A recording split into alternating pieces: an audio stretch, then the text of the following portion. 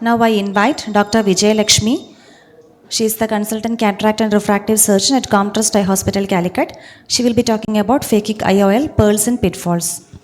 Good morning, everyone. Let me thank Dr. Aisha and Rashmi for including me in their IC. And I'm very happy to present this topic in presence of Dr. Krishna Prasad, who was a man behind this to make us do this phakic IOL, and Dr. Sujit, who was a support when I did my first phakic IOL. Now, Dr. Aisha said lots of problems whom we can't do and complications. So, in such patients, why don't we start with a phakic IOL? So, I'll be talking about posterior chamber phakic IOL, which is implanted in the sulcus in the presence of a natural crystalline lens to correct refractive errors. So, a few words about the phakic IOL.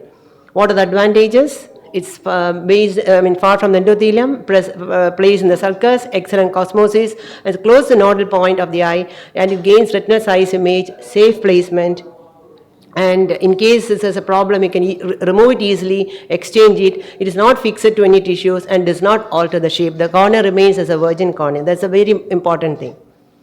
Now, as Dr. Aisha had mentioned, lots of people whom we cannot do this refractive procedures on the cornea, like in thin corneas, high refractive errors, patients with flat K, steep K, and we also have off-label use in keratoconus, in stabilized central cones. We can go for phakic IOL. And the age group is from 21 to 40. Some people demand even after 40 years also. Now, what are the prerequisites? They should have a stable refraction, clear crystalline lens, anti-chamber depth of more than 2.8 millimeters, very, very, very important, and endothelial cell count of 2,500 above, no corneal or ocular pathology or retinal pathologies. And people whom it is contraindicated is where they have a progressive refractive error, corneal, especially endothelial pathology, glaucomas, any evidence of cataract or capsular opacification or any retinal pathology. Now the materials available are, one is a Collamer and the other is made up of, Indian lenses are made up of acrylic hydrophilic material. These are the lens designs available. You have a pointer?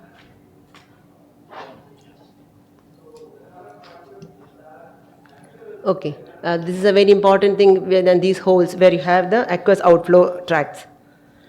Now I'll be talking more about the Indian lens and which I am more experienced with. That is a biconcave monofocal design made up of hydroxymethyl acrylate. It's a single piece hydrophilic lens, and the central vault is very important thing. Of 1000 to 1600 microns, there is no lens touch, and it's got a 2 peripheral holes and 1 central hole for the better aqueous flow. Initially this hole was not there. We used to do peripheral irectomy. Now once the hole has been, they incorporated it. Now we don't do peripheral irectomy, and it comes in 0.25 steps. That's a good thing about it. And I got a wide range for myopia and astigmatism.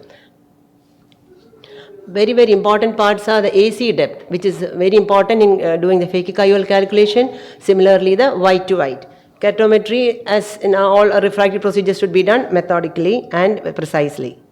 Yes, now we'll just see how the white to white is measured. It's a very, very important thing. The patient should be in the supine position under the operating microscope, anesthetize, and take the mid-limbal value. That's very important. From the mid-limbal, from above superior as well as from the inferior. We can just verify it from both sides.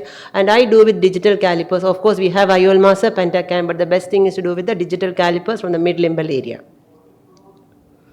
Now we have a patient with, this is a refractive power. What can we do for her? This is a pre-op investigations, VETAR, cycloplegic, very important, biometry, topography, specular, applanation, gonio, white to white is very important, slit lamp evaluation and retinal evaluation. This was the best corrected visual acuity with glasses.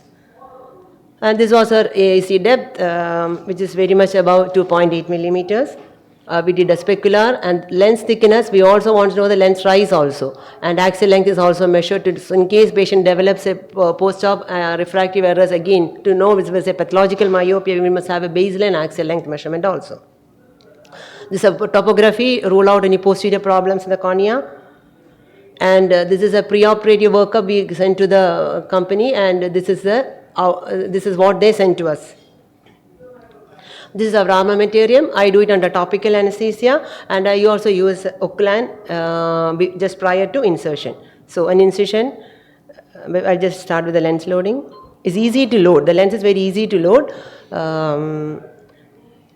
Just take it, and learning curve is very, very less in this lens loading. First, the cartridge should be thoroughly washed with distilled water, and then use the BSS. Then you can put Visco and load it. Just gently tuck it into the cartridge. And make sure in this, the haptics are well inside the cartridge, so it doesn't get engaged in the plunger.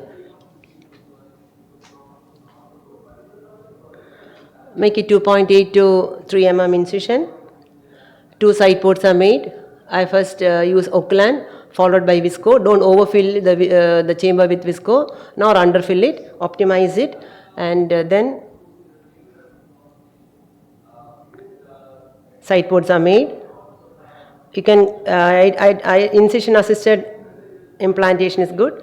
And one thing you must be careful, the IOL doesn't flip, the phakic IOL doesn't flip, so you can support the dialer so that it doesn't flip off. And ideally you can place it over the iris. Make sure that it doesn't graze over the anterior lens capsule and cause any opacification of the capsule. And once it is gently tucked in, you can go for an thorough washout of the Visco. Be careful, the irrigation should not be directed towards the anterior lens capsule, because that can produce anterocapsular opacifications and vacuolization.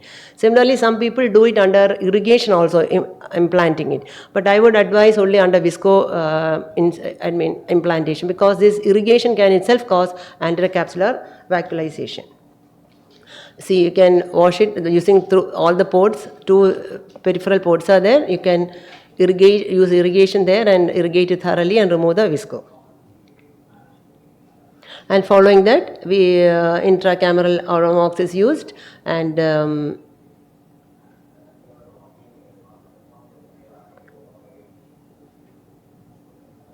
the side ports are hydrated. This is first post-op. Always check the intraocular pressure and vault the next day. The ideal vault is 250 to 750 microns. Half cornea width to 1.5 times of the corneal thickness. This is a happy patient. You must be very, the next second day the lens vault is something very important, you must check it. See, this is an ideal vault. Suppose you have a vault like this is an oversized phakic IOL. In this case, you have to reduce the size. Here you can see the cataract developing due to flat touch because of a flat phakic IOL. And this is a vacuolation I mentioned about. Usually it resolves within 1 to 2 weeks, but sometimes it can remains. So that irrigation part should be very, very careful when you're doing a phakic IOL implantation. Initially, we used to do PI when there was no central hold, an oversized lens producing high volt, and undersized lens producing a low volt. Now this patient, this is a refractive BCV of the patient. Her retinoscopy was -10, but she was using only glass power of -8.5. So in such patients, what you must do is give the full correction with a contact lens. And this being an isometropia, we had to give contact lens, give the full correction, check her anterior chamber depth, this is fine. Now she's got a squint also. So once she uses a complete correction, her squint improved, and she had an IXT, now it's improving. They're waiting for review. So in toric phakic IOL, good thing about this, it's just implanted 0.18, you don't have to do any rotation. That's good thing about it. Again, post-op vault and IOP is very, very important. This now, the next thing is, now patients are coming who have already been implanted with phakic IOL, coming with cataract. So in such patients, it's very easy to remove the lens. You just have to hold the optic haptic junction and remove it, and this is a IOL we have removed. But just keep the specular count, just follow up the patient on that. This is another patient who has cataract with the peripherectomy and phakic IOL in situ. This patient also underwent cataract surgery, and we implanted a toric IOL for this patient. He had keratoconus also. Post-LASIK ectasia, C3R done, implanted, and toric IOL was implanted. He had a myopic schisis, and this is another case. The patient had a blunt trauma, and the haptics, one side the haptics are outside. You can see the lens vault. And this is over. You can just dilate it and you can replace it.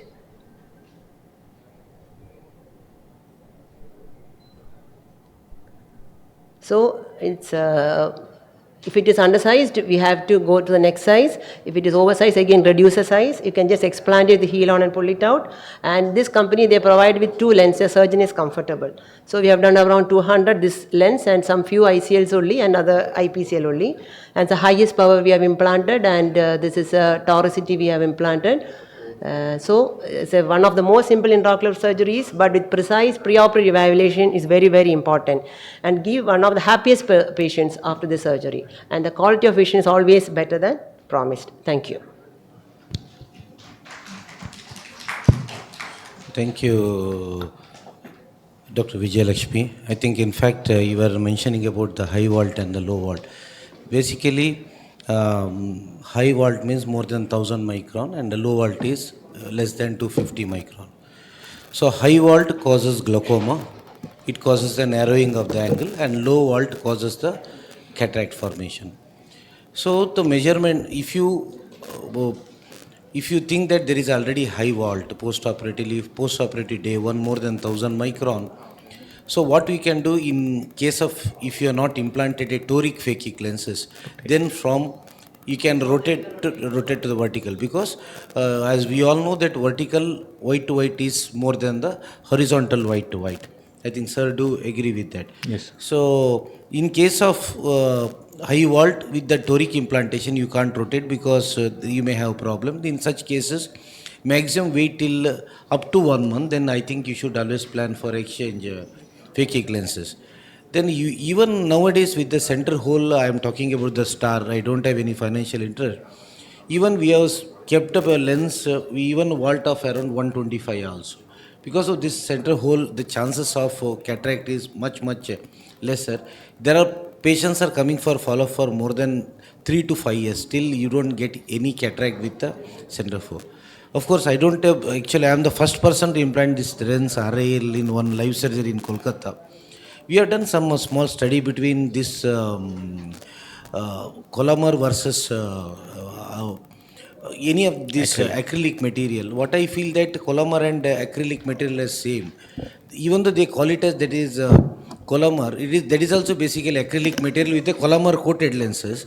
What people say that after the implantation, after a year, normally the property of the Collamer goes off within the eye only. It is as if like the similar to that. The only advantage with these star lenses are it is much thinner compared to these lenses. So chances of complications are much lesser with the star. Okay.